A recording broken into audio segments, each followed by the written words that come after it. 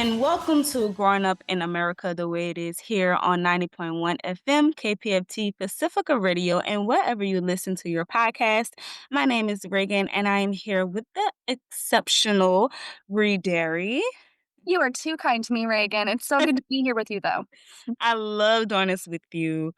For those of you who are new to our program, Growing Up in America is a discussion on our children, public policy, and how do we as a city and community do when it comes to taking care of all of our kids.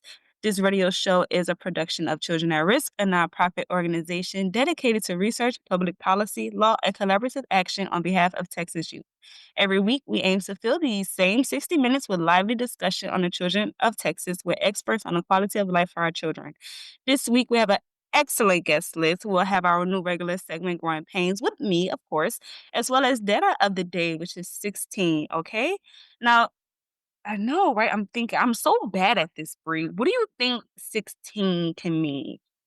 Same. I would say 16 is that average age that students start planning for college. I like that's actually a good one. Oh my gosh, that's a good one. Okay. Oh man, that's such a good one. Okay, I'm gonna say 16 kids.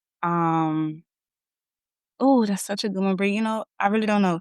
16 kids, let's say, have already decided that's the age that they're going to college and that's the commitment. Okay. I'm so bad at that. I'm gonna get better, but okay. Hard though to like Today, improv on I the know, spot, it right? really is.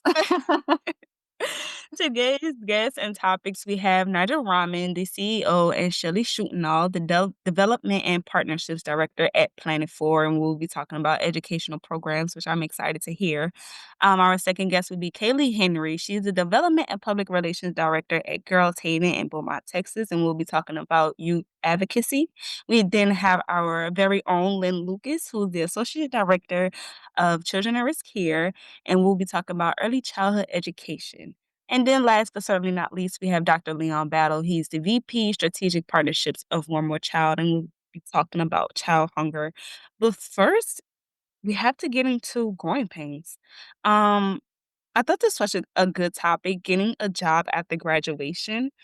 But Ooh, yeah. In this right economy, come on now. while I was in school, like for the first 2 years, I kind of like lollygagged a little bit. Like I just played like, oh, I'm a freshman. This is college. I get to do what I want. And then like reality started to hit like the end of my sophomore year. Like, okay, what are you doing after you graduate? And I feel like that's such a standard time too to like be like, oh, college won't last forever. I have to start planning ahead a little bit. I feel like I would love to see all freshmen go into college with a plan of action, but also in this day and age, the job market is so evolving so rapidly too that you really like the job that you're gonna get in 3 years even may not exist right now. So Right, it's right. hard. How did And you I go feel about like it? yeah, I feel like it's extra harder for those who are the first gen. You're learning so much and you're overwhelmed with a lot, and it's almost like, who do I go to or what do I do in these situations? And I remember being a junior and it was like kind of crunch time for me. Like, okay, what are you gonna do? What are you gonna do?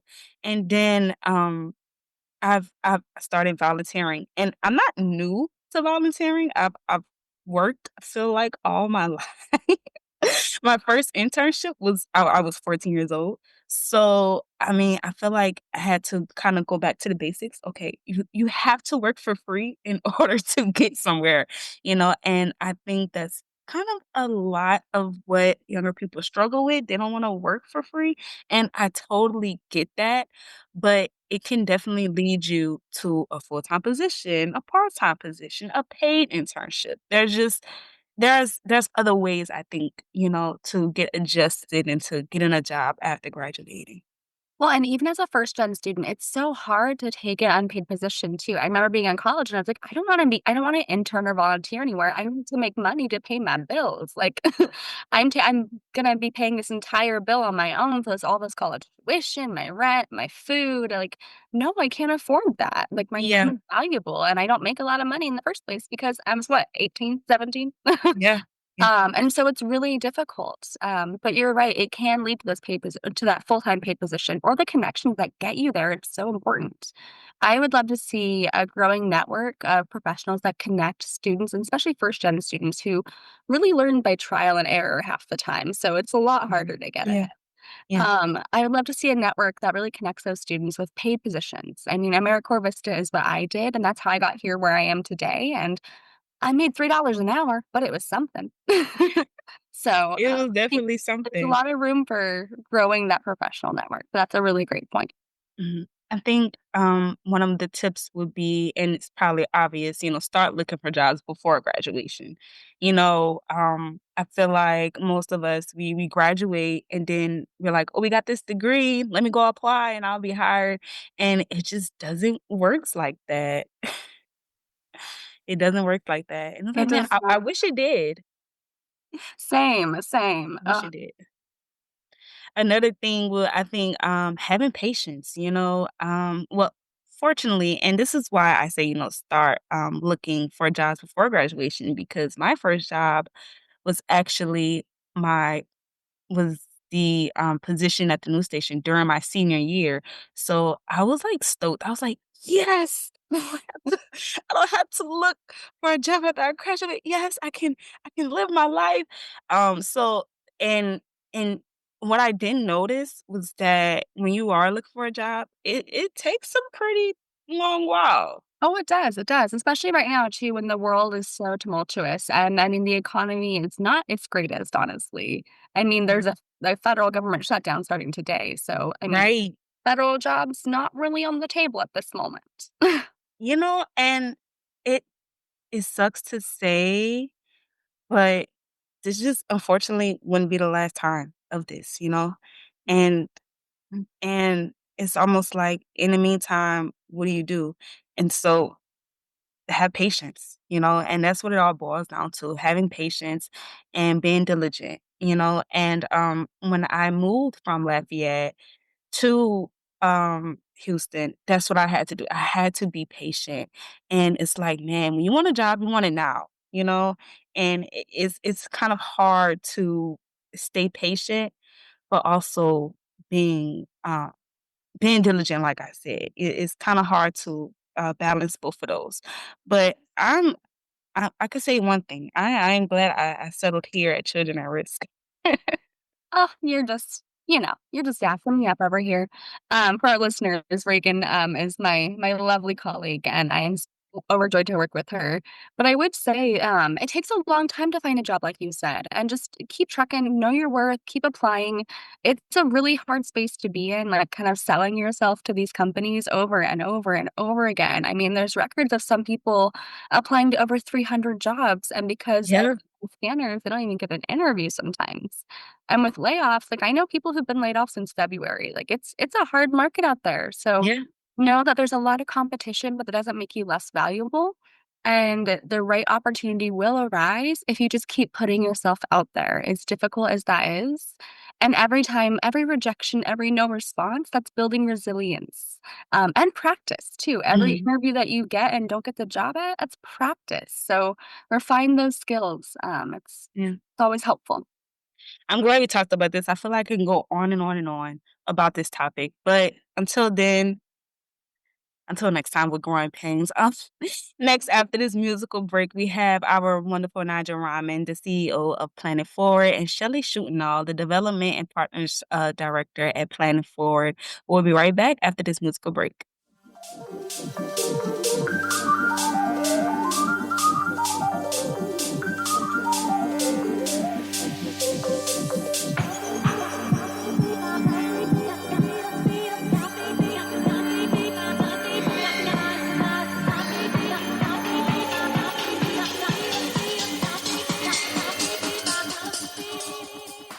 What's that? I like it. I need to add it to my playlist. Very jazzy, I like it, yeah. Okay, now it's time for the nitty-gritty. We welcome Nigel Rahman, the CEO of Planet Forward, and Shellyn Shoenthal, the Development and Partnerships Director at Planet Forward. Hi, guys. How are we feeling? Hello, good morning. Good morning. When I read about Planet It Forward, I had no idea what it was, and when I was reading, I was like, "Oh my, this is like world changing." It was amazing. I feel like it had so many different things that youth can do, older people can do. It was just really refreshing, I think, to read that and see how good um of it's a need, I think. It's such a great need, I think, for Houston and the world. I understand that Planet 4 was founded in 2011, and by 2015, you guys had 9 farmers who were working and earning a living. Now Planet 4 has 13 farmers operating on a farm. It's probably more now. The growth, I think, is beautiful, as I read. How does Planet Forward impact the current farmers and the farmers in training through Planet Forward's mission? Yeah, no, thanks a lot for that question, and we're very happy to be here. Just one slight correction. So we were doing the numbers last night. That's why it's more current. But we in the past year we've worked with about 50 growers from 11 different nationalities, both across farms that we manage, but also farms in the area that we help kind of advise the management of. So the network's definitely gotten a lot larger. The way we work with these growers is kind of fourfold, right? So, one of the first barriers to getting into farming is obviously land, and so we work with a lot of philanthropic minded landlords like churches and schools that aren't using their land, but they're open to the idea or the mission of what we do to be able to host our farmers on a long term basis. Two is we provide training to these farmers because these are often immigrants and refugees with agrarian backgrounds who know farming in the very bottom of their DNA or at the very core of their DNA, but obviously those skills have to be adjusted for the climate and the soil of Houston, Texas, right? And the market as well. So that's number two. Three is, we provide them with access to capital by working with philanthropists, USDA, and other partners to be able to give them access to grants, loans, and other things to get started in their farming businesses. And lastly, we provide them with the access to markets. We have a food hub. We're in the process of rebranding it, but we have a food hub that aggregates the produce from across our farmers network and then sells it to different types of purchasers, like the Houston Food Bank, food pantries, but also restaurants and hospitality groups that really believe in our mission and, quite frankly, find some of these produce that comes across our farmers' fields quite unique and valuable as well. So those are the ways in which we support these farmers. The second thing, I really found the conversation at the beginning of the program really interesting because that's also kind of how we're evolving as well. So, we like to talk about PIF 1.0, PIF 2.0. Shellyn can tell you a little bit more, but PIF 2.0 involves working with new groups. And we believe, in an era where the office job is no longer at a premium, jobs that give people, security, freedom, being able to utilize technologies, of course. I think farming is probably one of the most high tech, or will be one of the high tech jobs in the future when it comes to usage of different types of equipment, drones, seed technologies, etc. And our target is for a farmer to grow and be able to generate at least 80 to $100,000 on an acre plot of land, and I think that is very much possible depending on how you grow and what you grow and who you sell to. So we're having these conversations now. Shellyn can tell you more, but we're really excited about farming as a 21st century pathway or to skills and jobs and income in the future. So, this is a great conversation to be had. And it's so interesting. And I understand that you guys do like internships for the youth. Shelly, can you talk about that a little bit? Yeah. So as Nirjhor alluded to, sometimes we have got grants in which we're able to afford internships. We don't know where 2026 is going to take us, but we know that we're gravitating towards who is going to be the next generation of farmers. Our current farmers are getting older. It is a very difficult job. All of our farmers currently are refugees and new Americans.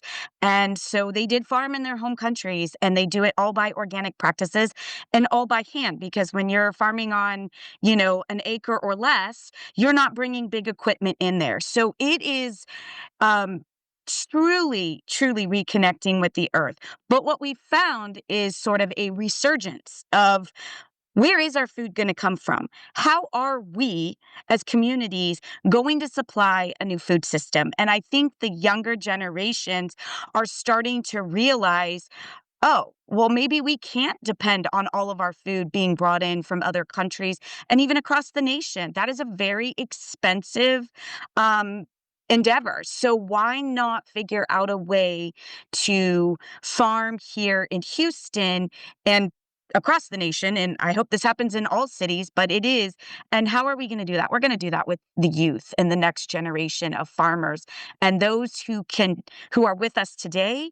We want them to teach the new generation coming in so they can appreciate how to build a local food system. Mhm. I understand in Nigel, you talked about the mission of Planet Forward, and a part of that mission is to eat local and support refugees. Okay. When Houstonians eat local, in what ways and how exactly are they supporting refugees? Yeah, and I should also mention that, we are actually in the midst of kind of revamping that mission to be more exclusive or inclusive, right? So, but, we're going to stay true to our core, which is underutilized land, put up with, overlooked talent, feeding the community, right? That's kind of the core of what we want to continue doing in the future. Now, how does that affect, the average Joe? Look, I mean, I would be remiss. I think most of us, when we walk into an HEB, yes, it's local to the extent that it's within Texas sometimes, Yeah. but a lot of the produce is coming from overseas and within places like California as well. When we help create a local food ecosystem in the mold that Shellyn's mentioned, we're helping to keep more dollars within our communities, right? And it's throughout the value chain. It's in the processing of it. It's in the retailing of it. It's in the growing of it, right? So that's kind of what we envision, supporting is at Planet Forward is how can we help create the next generation? We're talking about at least 1,000 farmers in the next, 10 plus years that can come, take land in the community, make it productive and feed the rest of us Houstonians. So I think that's exciting because at a time when government dollars and, philanthropic dollars are seeping out of our communities, this is almost like a backdoor stimulus if we can make it work. Okay. And I love that you say you're trying to expand the mission, trying to make it more inclusive, right? And you guys not only help refugees, but the community as well by helping Houstonians take action. You can donate, you can volunteer, but I think what fascinates me the most is the experiential and service learning. When students take a part of this skill, what lesson or moment of joy do you think they leave with? I can tell you, as a mom of two teenagers, getting your kids out from behind those screens and even out of the classroom, frankly. I mean, we put so much emphasis on that. We just need to get them back and connecting with the soil. There's just so many, not just to the economy, not just growing, but just reconnecting with their mental health and well being. It's good for the entire community, especially our youth today. Mhm. So I wish we had more time. This was such a beautiful conversation. Thank you, Nirjhor Rahman, the CEO of Planet Forward, and thank you, Shellyn Shoenthal, the Development and Partnerships Director at Planet Forward. Please, guys, go support.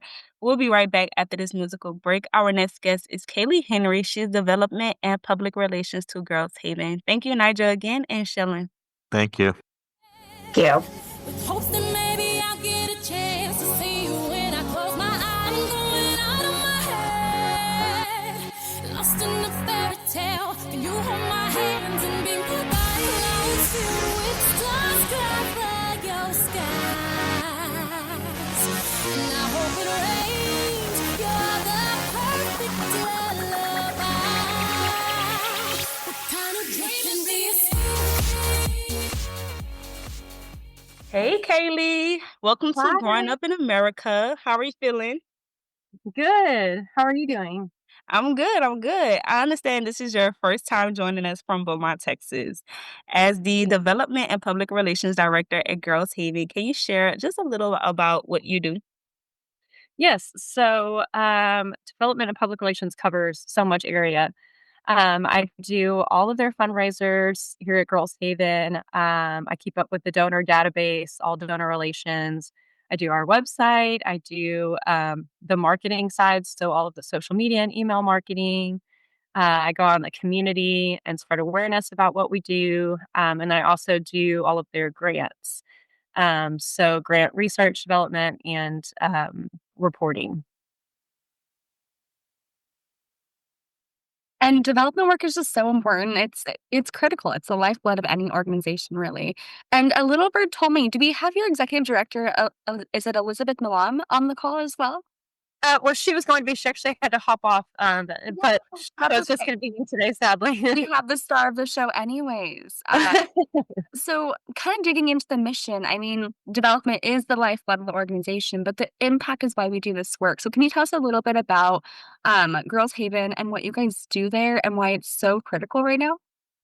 Yes. So, Girls Haven is actually located in Beaumont, Texas, but we serve girls from all over the state. So, we are a foster home for girls between the ages of 6 and 18.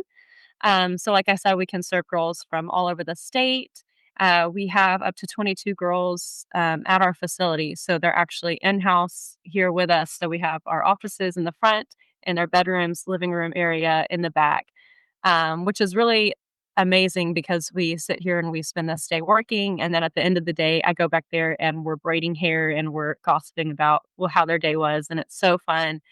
And it's just a reminder every single day is that this is the mission. This is why we're here and do what we do. It's for these sweet girls. They obviously have come from CPS care. So the situations that they've come from is abuse, neglect, severe family dysfunction, homelessness. And so they get pulled out of their homes by CPS and they end up in foster homes or foster group homes like Girls Haven. And so they can be here from a few weeks up to several years. So, they can come in and then a grandparent or an older sister or aunt can take them in after a few weeks, or they can end up, based on their situation, aging out with us and being here for several years.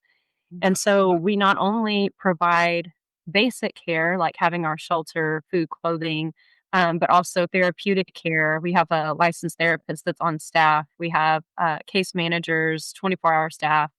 And so that really helps the girls get through the trauma that they've sadly had to endure. And then also we offer education. So back in 2001, we started Earhart Charter School. Our board started a school for the girls of Girls Haven because they were going to public schools and people would find out where they were coming from and get kind of picked on. So they started Earhart. That would be more of a therapeutic environment. It's a small classroom environment. It's now expanded to the community, to other low income students in the area. So a lot of the students kind of come from similar backgrounds as the girls. And, the teachers, we're very close with all of the teachers, the superintendent, the principals. And so they know the girls, they know their situations.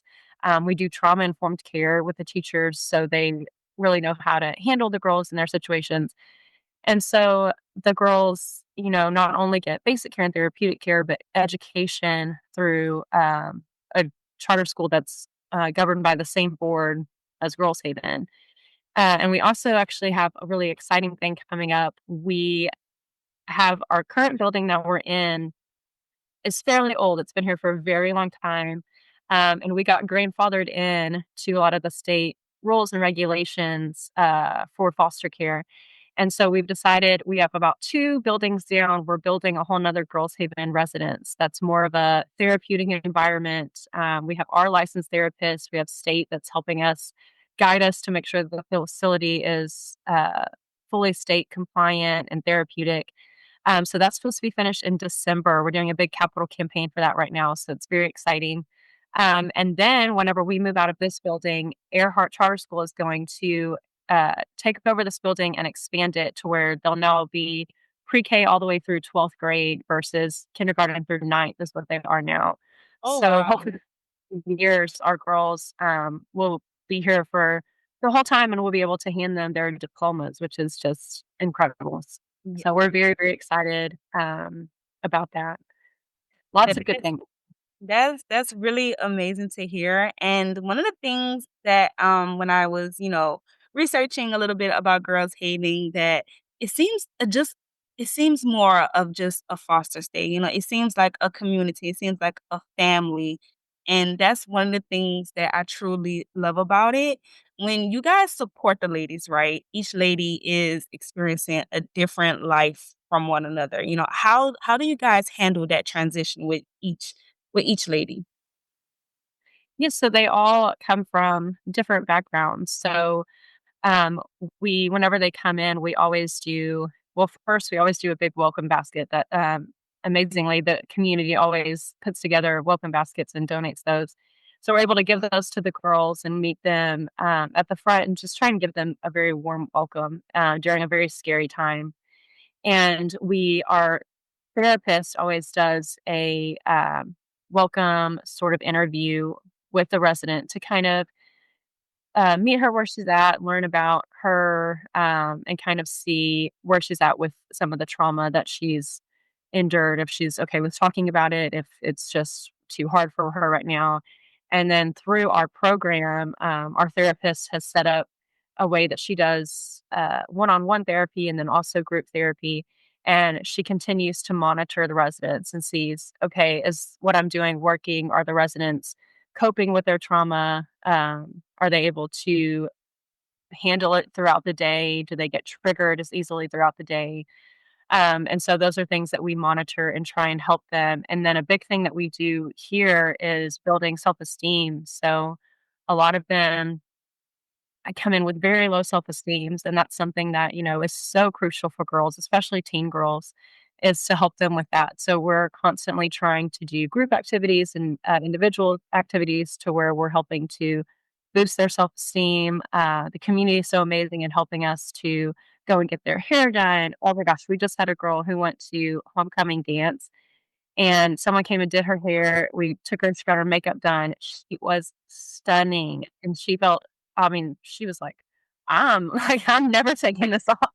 She looked so beautiful, and that's because of the community supporting them and helping them, and that's, if you think about being a teen girl, if you didn't show up, in the cool clothes, the popular clothes, like, that was, really difficult, and so our girls, a lot of the clothes they get are donations, and so we're always, if we can, we're trying to take them out and get them get their hair done, their makeup, get their nails done, get them dressed in things that they're gonna feel confident in, and help boost that confidence because if they can, be confident and go to school and they're not having to think about being different, they can focus on their education and they can focus Yeah. on, these other things. So, and that's, each girl is different, but at the same time, each girl is so similar in the fact that they're going through the same things in high school as far as they want to fit in. They don't want to be different. They don't want to be the one who's in foster care or, the one who went through these sorts of traumas. So, we're trying to give them the most normal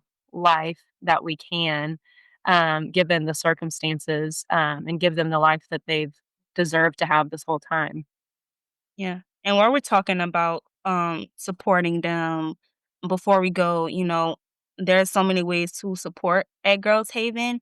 And becoming a mentor is one of them, right? Who's eligible to become a mentor, and what kind of mental tools do you need to become one at Girls Haven?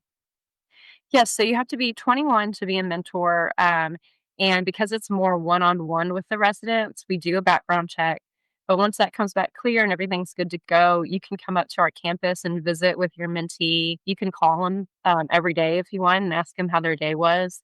You can take them off campus because we've done the background checks. You can take them to public spaces like a park, out to eat, things like that.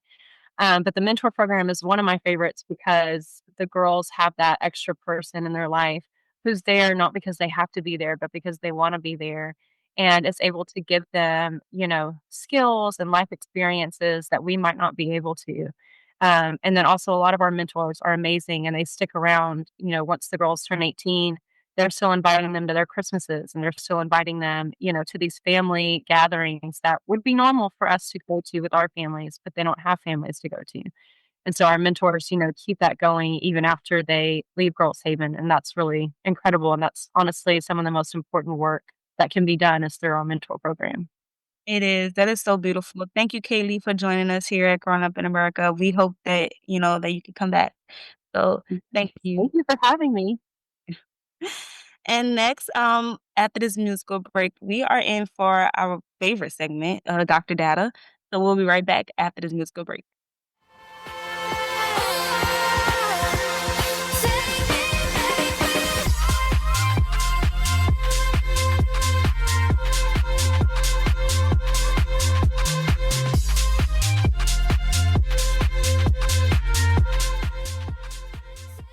Hi, Dr. Data. How you doing?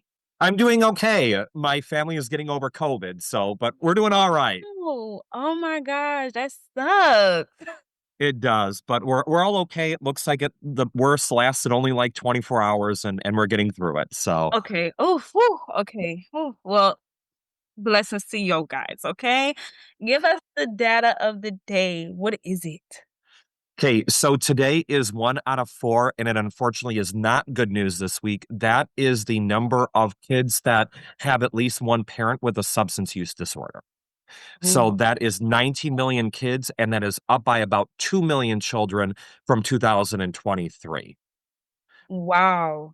That number So is the majority of those, or most of those that we're seeing are parents with alcohol use disorder. And what's pretty significant about that is alcohol use disorder tends to be the most correlated with physical and sexual abuse among kids. So that one is of particular note, more than some of the other substances. But we're really, of course, seeing this pretty worrying trend that we're having an increase year per year. well, and that has so many impacts on kids' social development, their emotional development, their physical development. Like, that is trauma in a lot of levels there that they're going through. So, do you know what's driving that trend in particular? There tends to be a couple different things. Of course, there's a lot of issues with the economy, with increased parental stress, and also just lack of, general opportunities for families, and really the lack of services that we really need. As we're starting to see the new fiscal years, and especially what we've been seeing over the past couple of days, we're really not getting that kind of education and support that we need for parents. And I really do think that this is a bit of a call to attention over this, particularly for policymakers. But you're completely right when it comes to child development. Kids that have parents with substance use disorders are much more likely to have substance use disorders themselves, not do well academically, and also suffer from neglect, which will, of course, end up impacting their mental health overall. So, unfortunately, there's no good news with this information or this data. Well, I'm thinking about just like childhood risk factors. It's like all the ACEs combined into one substance use disorder, essentially. Oh, I'm so sorry. Can you repeat that? It's like all the ACEs, all the adverse childhood events in one substance use disorder. Oh, Yeah. absolutely 100%. And you really bring up a very interesting thing about the ACEs. So, the ACEs being, the number of experiences that are particularly traumatic for children growing up. There are measures in quite a few different, a lot of different studies on using ACEs. Sorry, so we're all sick at home today, and Oh my my goodness, you have daughter, a little one. yes, my daughter's climbing up on top of me, so I do apologize for interrupting the program. No Today's a apologies little bit different needed. for this. For our listeners out there, we are on a Zoom call, so we get like a front row seat to seeing his adorable little one in his lap. It's wonderful. Yes, do apologize. So this week is a little different. But yes, with adverse childhood experiences, yes, all of those things that are particularly um, detrimental to the development of the child, and things that they are much more likely to be negatively impacted by growing up.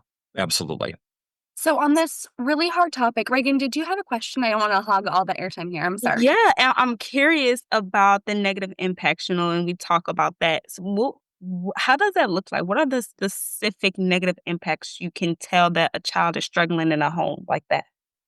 Well, I definitely really want to emphasize the neglect and the physical abuse. I think that those are two things that we really need to come into focus about. Question then becomes, how then do we provide those services and be able to identify those things, particularly within the schools? And one thing that's really important with this too, there's a program called Handle with Care that can be really vital with something like this.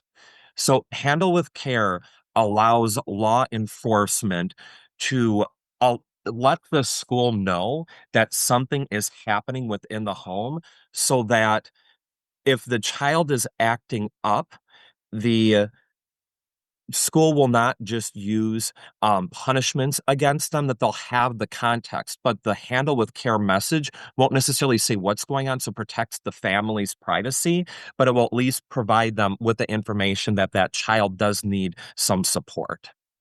I actually love that. I feel like when you have a label of like, oh, my parent is an alcoholic, or I've been abused, or like all these different things that come into this, it's another layer of trauma in a social setting. And if the kid is aware of it, like that's just an extra level of anxiety that they're kind of walking around. They're like, oh, I'm just this thing. I love that, just that handle with care. We don't know what it is, but we know that we have to approach them mindfully with love and compassion and see beyond those behaviors to see what might be the root cause and support them a little bit more. It's beautiful. Absolutely 100%. Well, I love this interview. I hate that stat, but All right. it's a topic that's close to my heart. I think it's so important to talk about more often. So thank you for highlighting this. That is staggering data for this week, but important, important nonetheless. Well, thank you so much, and I'll talk to you next week. It was great to see you. Yeah. And I'm going to jump in here because one of my favorite humans is our next interview. We have the one and only Lynn Lucas. Don't tell my colleagues, Lynn, but you might be my favorite. It's a secret. So we're going to go to a quick musical break and then jump in. There's a lot going on childcare, and we have to dig into it. It's exciting. We'll be right back.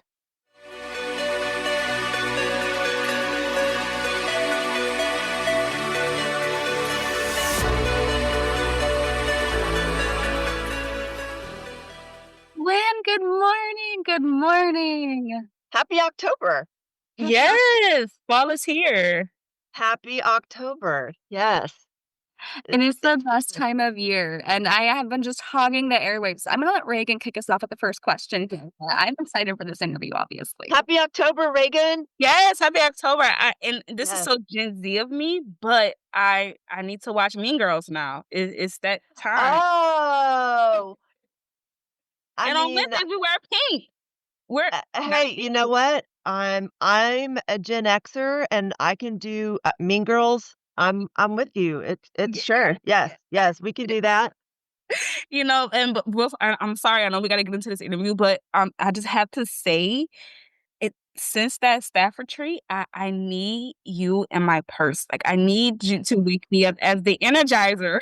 We're talking about enthusiasm, people. You know what? That's interesting because this is something that I've learned. I've been in early education for my whole life, done all the things. And so what I've learned is whether you are in a classroom with young children or in front of adults, something that I don't know, like at least 50%. I'm sure there's a study out there somewhere that would tell us what percent of it isn't content. I bet it's more than 50%. It's not even content. It's like, how do you present it? Are you excited? And so, yeah, that's a big part of what we like to try to Yeah. bring to the table. Yeah. And let's keep that energy, and let's set the stage a little bit, okay? As you think about early childhood education, what's top of your mind for you and your team? Oh, okay. So something that's really interesting and that I appreciate about working at Children at Risk is it's an ever-changing landscape, especially these days. Like we know it's ever changing. So we both think about a lot of planning. So we have Texas tours coming up. So we're doing a lot of planning with that. And also government shutdown yesterday, and so we also have to be very prepared for that. And we know that today there'll be a, there may have been a lot of meetings on the books, and those are going to turn into a lot of conversations about what does this mean for Texas? What does this mean for children? And so and that's not what today's topic is about, but since we were talking about food earlier, I will just mention that. So, for example, one thing that we might talk about is SNAP. And I remember when I was a child care center director quite some time ago, um, there was a government shutdown that lasted for quite some time. And the state has reserves because of how payments come in. And so we were able to continue to feed children with the CACFP with the funds for about a month, but after a month, the state ran out of those reserves, and so we then were kind of stuck with, "Oh my gosh, how are we gonna feed the kids today?" So anyway, I just that's the kind of thing that we wanna talk about and plan for, because we're all about doing what's best for children and families in this state, and, so yes, so what may have been top of mind yesterday has changed a little bit. Yeah. Absolutely, and I'm so glad you brought that up, and I know it wasn't the questions I proposed to you before this interview, but I'm so happy to have this conversation because it's critical. Like, we're thinking about federal employees being laid off permanently, being fired from their roles, but we also have to consider these very,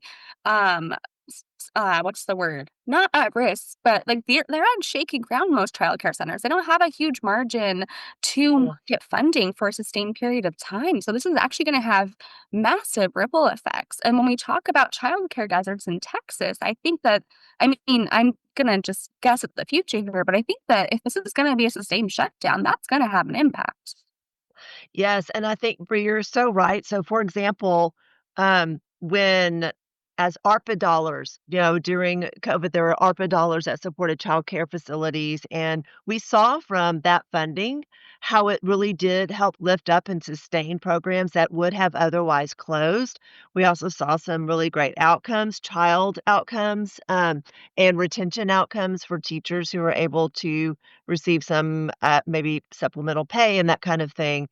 And so when those funds then diminish or when Head Start funds aren't consistent, or when SNAP dollars aren't consistent, then programs that are already on shaky ground and really, really need the consistent support, it's a struggle. So programs are left to either figure out can I find a funder that's going to help, or yeah, I mean, I hate to say it, or they just I actually know of a lot of people that just they go to the store, they pull their own pocketbook out and do the best they can for their kids. And that's just heartbreaking, it really is, because also these centers, like, the teachers there don't make a lot of money either. They're often on food stamps themselves, which is just baffling to me, but they love their kids, and they need to take care of them, and that's a personal mission, that's really driving them to stay in this field. Like, it's a passion work, it really is. And all of this is coming after, I mean, it's not even been a year, like, in the past 6 months of economic instability and funding delays and other centers already closing. So, Lynn, I could talk to you about this for a long time. I think there's a lot to unpack here, and I'm really excited. Well, excited is probably the wrong word, but I think it's going to be a really fascinating Texas tour where you get to amplify that local community voice and really come together and build that collaborative spirit to support and sustain this. I mean, it's an infrastructure. It's a critical infrastructure in Texas. So, in our last few minutes, the floor is yours. So speaking of Texas tour, that's a great example of we go out into 12 different communities throughout Texas. So we've got Lubbock, Midland, Odessa, Houston, Fort Worth, Amarillo, Texas, McAllen, Brownsville, El Paso, San Antonio, Austin, and then we'll be out in East Texas.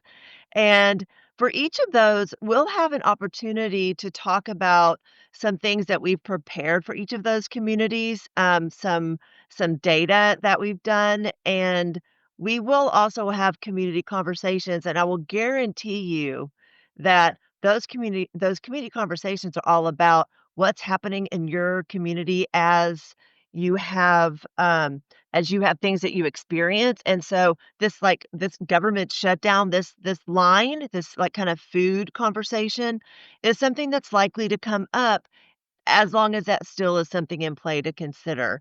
But we'll talk about childcare deserts, and we will look at overall childcare deserts, which are zip codes that have at least 30 children under the age of 6 who have families that work and are eligible for childcare services. So we look at overall, we look at subsidy, and we look at quality based on our state TRS, Texas Rising Star Quality Rating System. So we have data on that. We have some actually really interesting data on the quality part and how we have done as a state and how each of these individual communities And if you look at our, if you go onto the Children at Risk website and look at our child care data map, you can look at things based on your ISD area, your zip code area, your workforce board area, and you can find some detail for yourself. So we'll do that. We'll talk about new laws and rules as it pertains to child care, and importantly, we can't wait to hear from all of you. That's when you said Texas tour, that's a literal tour. That's a tour. I That's a literally we tour. are on the road. Look for us on socials. We will be out there. We're looking for you. We're looking Yeah, for you. We want I you. Yes. I'm glad you said that. So how can someone, see you at this tour, meet you at this tour? Fabulous. So, best way, go to our website. If you go under the calendars, then you can find Texas Tour. Look for one of the 12 different locations and register for that site. You can also find us on socials. We are out there, and so that's another place that you can just click and register, and we hope to see you there. That's amazing. Well, I hope the tour has all the blessings and luck that it needs. Congratulations for the tour, by the way. That is amazing. And Um, for our listeners out there, I do just want to say the website is childrenatrisk.org and the handle is at childrenatrisk. Just for those who might have missed it when Lynn was talking earlier. All right, Reagan, take it away. Thank you, Lynn, so much. Thank you. You have energized me, believe it or not. So thank you. And we'll be right back after this musical break. Next, we have Dr. Leon Battle. He's the VP Strategic Partnerships for One More Child. And we'll be right back. And the music began to play, to play, to play, to play, to play, to play, to play. Hi, Dr. Leon. How you feeling? Doing well. How are you all? It's been great being able to listen to these other interviews. I've already learned so much. Right? Ugh, imagine how I feel. Every Wednesday I'm learning something new. Thank you for joining us today. Th- Thank you for having me. We're so excited to get the invite. Love what you all do. Love the podcast. If you don't already subscribe, subscribe now. Just hit the button. Just make it happen. You are the VP of Strategic Partnerships at One More Child. Can you give us a little background on your position and your role there? Yeah, so I have been with One More Child going on 12 years now. Before that, I did child abuse investigations, also human trafficking investigations, and constantly was bringing young women who are coming out of trafficking to One More Child and just knew I needed to go work there. So luckily, I was able to get a position, and it was back in 2014 we really started ramping up our child hunger work that we were doing. We built warehouses to house all of the food and get it out in the communities.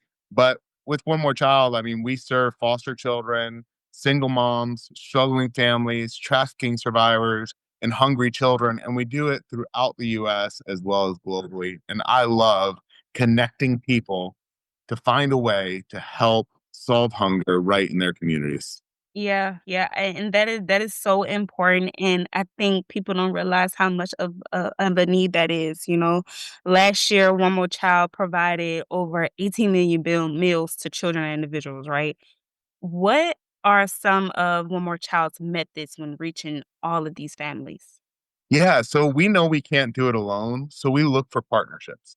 Luckily, we have some amazing, amazing corporate partners like Amazon and Publix and Walmart. We just partnered with HEB, which is just absolutely incredible. Well, I congratulations! Yes. yeah, so they have been awesome. They actually helped us do a big distribution out of Mary Hardin Baylor out there in Texas. But we take all of these corporations, they drop off semi loads of food to our warehouses. And then actually, Amazon Good Local helps us distribute that throughout the nation. So we're able to go ahead and get semis of food out to other warehouses, as well as organizations come right to us and pick up food from our warehouses so they can use it for their clients. We get all of the food in for free, which is incredible. So we want to get it out to other nonprofits for free as well. And so we rely on on donor dollars to do the operations, but we're just trying to get food out to our clients and really anyone who's hungry. I was hungry as a child myself. I came from a tough upbringing. We had no idea where our next meal was going to come from, if we were going to pay our electric bill, pay our rent, or buy food. And so many times I was relying on school food or, just dropping into neighbors' houses and saying hi and grabbing some food over neighbors' houses. So Yeah, yeah. it's been a huge passion for myself. I'm kinda glad that you mentioned, like, school is one of the most important, places where kids can get their meals. I understand that One More Child, you guys have backpack meals. That's a program for you guys. You provide meals on the weekend for families who children are in local schools. So let's kinda talk about that. What was the need for backpack meals, and what does One More Child hope to achieve with this service?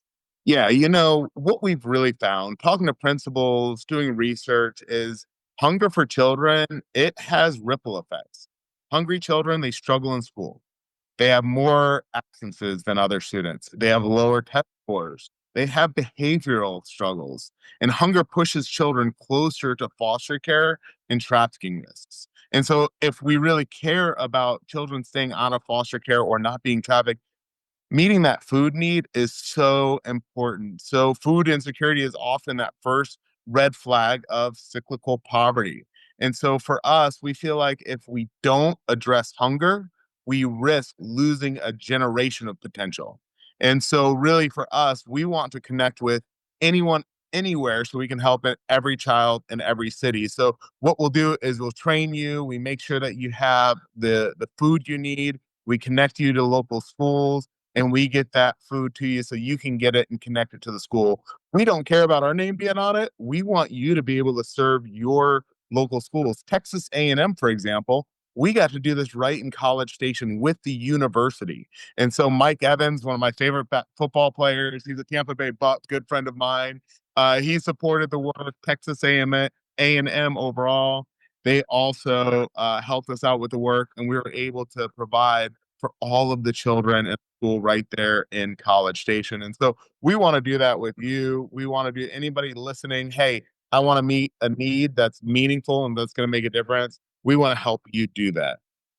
I love this work so much, and I love your personal story behind it too. Like, you can really hear the passion in your voice when Yeah. you talk about this work, and even the "We don't care if our name is on it, we just wanna feed hungry kids." It's such a beautiful thing in so many ways, very selfless, and when I think about childhood hunger, like you said, it has those ripple effects, like, that it has so many things tied to it, but I think when you do have access to food readily, it's hard to think about, like, well, I mean, they have to rely on non-nutritious foods or et cetera. Like, it's a need that isn't always taken as seriously as I think it should be in circles where, like, it's where food is plenty. Um, this is absolutely beautiful. We do have just a few minutes left in this interview. I'm so sorry. We could talk to hours. So with just a few minutes left, what is one thing that you haven't told us that you need listeners to hear right now for this work? Yeah, you can make a difference. So I think a lot of us, so many times, we're trying to figure out, where do we go volunteer? What do we do? I want to make sure if I go somewhere and volunteer that it's actually time that's really needed and they're not just trying to create work for me. I'm telling you, find a local food bank, find a local food distributor, and go help. Advocate in your community. Everyone can do something. Food is more than just a meal. It's dignity, it's stability, and it's the first step towards a family flourishing. And so, please, we're one of the most wealthy nations in the world. There shouldn't be a child that's going hungry. We can make a difference together. One More Child, we're here to help you. Jump on onemorechild.org or email us at engage@onemorechild.org. We'll get right back to you and get you connected in. We can make a difference. I mean, we've all been hangry, I'm sure. We can all identify with that. Imagine being Yeah. a child going into school on Monday and being hungry and Yeah. trying to listen to the teacher. And so we can make a huge difference in that. I want to partner with you. I think we can all make a difference together. We're also right there in Houston. We have a family resource center. So if you're in the Houston area, please connect us with us as well. We're desperate for some more volunteers as we continue to help more and more families. Dr. Leon, this was amazing. We gotta have you back. Yes, Yeah. I'm in. Agree? Yeah. Oh, hands down, absolutely. We can't talk about food and this amazing mission enough, I would say, but we are nearing the end of our program, and we always end on, like, a little optimistic note because we have some hard conversations here, and we just talk about, like, the reality of growing up in America, and in today's day and age, there's a lot of hard things that kids are going through, but a lot of amazing work being done to support them at the same time. So, closing out on a little high note here, I think it's really fun that you mentioned hanger in that way in your last, comment. Because my first question for you that's a little silly is, what would calm you down when you had a temper tantrum or you were hangry when you were a little kid? What was your Um, go-to? I am a huge fan of dogs. I think everyone Oh, should have a dog, and I just got a new puppy. Her name's Birdie, and she is a little golden retriever puppy. And it didn't matter if I was a kid or now, if I can come home and just love on my little fur ball, it gives me all the peace. They are therapy to anyone who needs it. They don't need to be a therapy dog to provide therapy. And so that was always it. Just get a puppy, snuggle a puppy. Everybody yeah. should snuggle a puppy at least once a day. Yeah, I had a Labrador before he passed for years, and he was just like the sweetest thing. Made my day. One more, one more speed round question, okay? What was your most memorable birthday gift as a child? Wow, it's so funny that you asked that. My birthday is January 4th, so I don't know if anybody else is like a holiday baby, but you come right after Christmas. So most of the time, it was always, "Hey, this is your Christmas and birthday gift." Holiday birthdays are the worst. Word. But I think it was always I just will always remember getting a bicycle. I feel like when you're a kid and you get that brand new bicycle, you just think the world is your oyster now. I can go anywhere, I can do anything, I can go see friends. Yep. So getting that bicycle, and I made sure that it was a little bit too big for me so I could grow into it, just to make sure I knew I was always going to have a bike to get to where I needed to go. I wish I had some extra time, but thank you so much, Dr. Leon. Thanks for everyone who's listening to Growing Up in America about children at risk. If you enjoyed our discussion, please tune in next Wednesday from 9 to 10 a.m. Follow us on Facebook and be sure to check our new episodes each Monday at noon. This is Reagan and Bree. Talk to y'all soon.